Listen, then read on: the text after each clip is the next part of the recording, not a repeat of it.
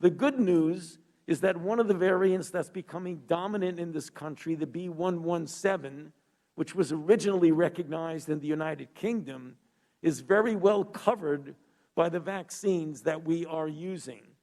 And in fact, even with others that are more problematic, if the vaccine doesn't protect against initial infection, it protects against severe disease.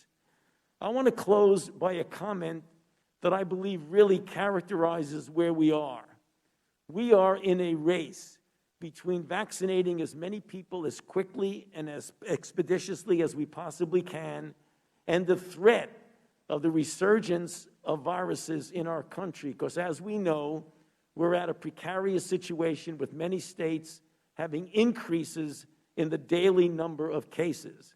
In fact, the average is now over 60,000 per day, and that is something that we really must pay attention to.